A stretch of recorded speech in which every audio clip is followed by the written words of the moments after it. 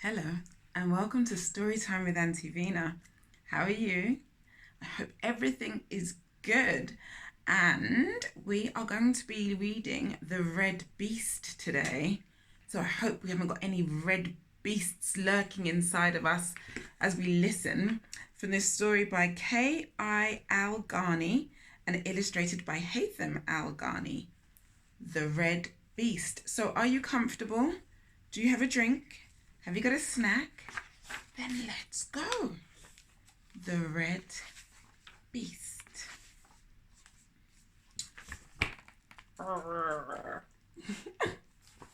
little bit scary looking. Deep inside everyone, a red beast lies sleeping. When it is asleep, the red beast is quite small. However, when it wakes up, it begins to grow and grow. Strangely, as it grows, its ears begin to shrink, its eyes get smaller and smaller, and yet its mouth grows bigger and bigger. Now let's see why all these people are lined up in the bus. Why do we want to see these people? When fully awake, the red beast has tiny ears. It can't listen. It has tiny eyes. It can't see very well. It has a huge mouth. It always shouts. The red beast screams and calls out hurtful things like, "I hate you! Go away! Leave me alone!" That's when the red beast takes over. Have you any idea what that could be like?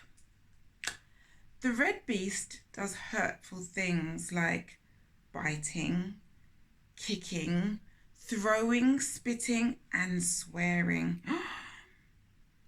In some people, the red beast is very hard to wake up. It is in a deep, deep sleep. In other people, it can wake up quickly and easily. It is only in a light sleep. This is the story of a red beast that was awakened. Oh dear. Who woke up the red beast? Let's find out. One bright morning, a boy called Rufus was in the school playground waiting for the bell to ring. Rufus did not really like the school playground as it was always so noisy. Suddenly, someone kicked a ball and it hit Rufus in the stomach.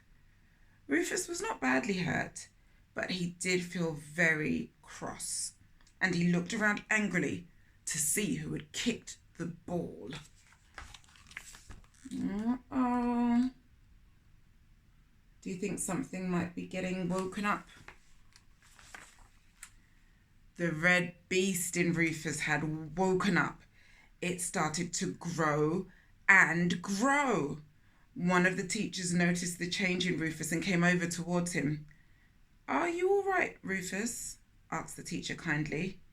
But the red beast had tiny ears. It couldn't listen. John, the boy who kicked the ball, ran over to Rufus.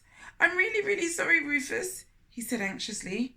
However, the red beast had tiny eyes, and it could not see how sorry John was.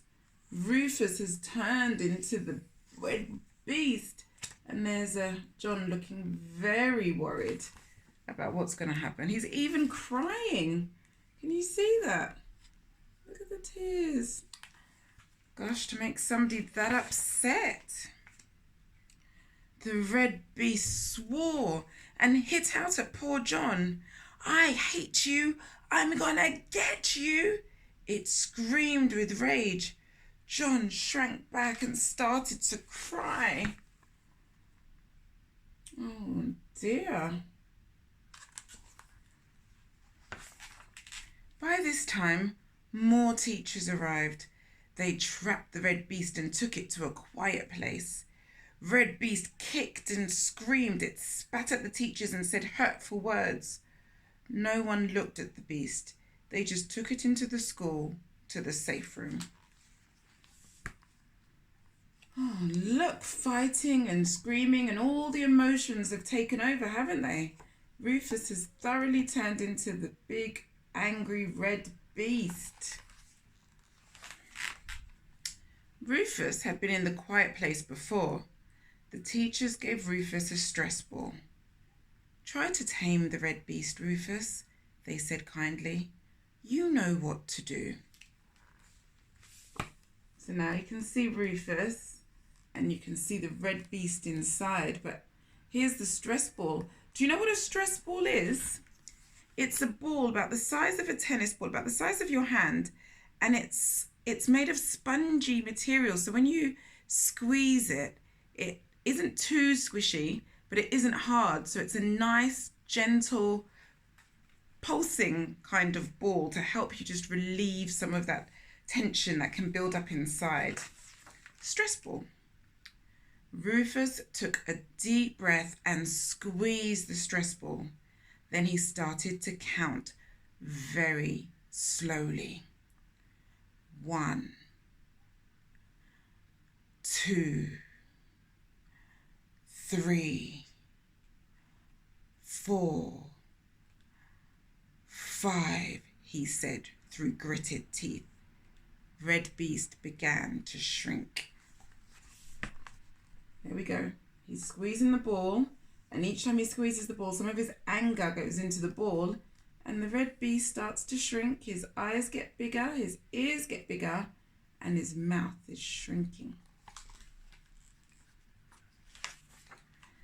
6, 7, 8, 9, 10. Red Beast felt sleepy. Its ears and eyes grew bigger. Its mouth grew smaller. That's what we want. 11, 12, 13, 14, 15, chanted Rufus. Red Beast grew smaller and smaller and sleepier and sleepier. There we go.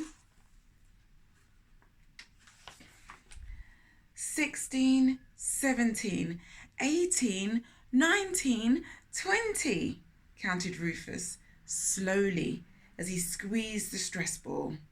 Red Beast began to snore. One of the teachers looked in on Rufus and gave him a glass of iced water. Rufus gulped it down thirstily. Ah yes, water is also very good for calming nerves and giving you a little break from having to notice things and do things. It's very good. Now, Rufus, what's it to be? A foot massage and soothing music for 10 minutes? Or a quick burst on the bubble wrap? Inquired the teacher with a wink. Oh, bubble wrap, I think, said Rufus sheepishly. Rufus took a sheet of coloured bubble wrap from the red beast box and started popping the bubbles with relish. After a few minutes, he felt much better and was ready to go back to the classroom. He's going pop, pop, pop, pop on the plastic with the little bubbles in it. Plastic wrap. It protects things like glasses and plates and other things that are a bit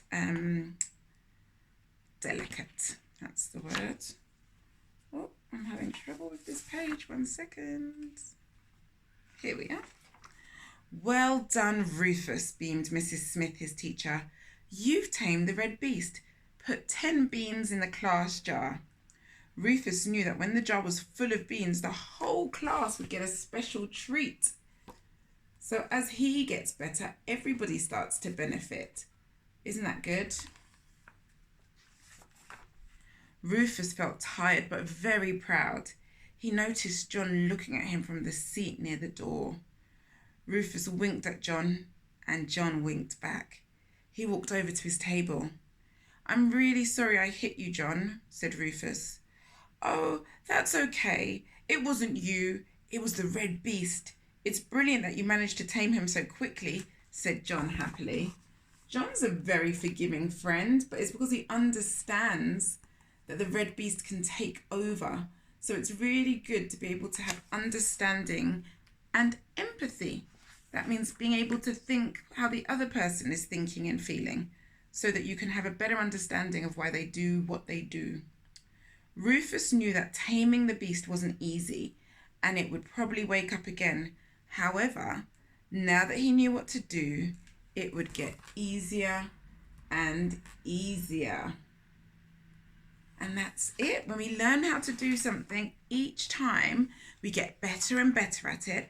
And then it's not so difficult, it's not so hard, and it's not so scary anymore. Well done, Rufus. And well done you if you've managed to battle with your tempers and your little red beast when it pops up to cause issues. That was a good story. It gave us really nice lessons, didn't it?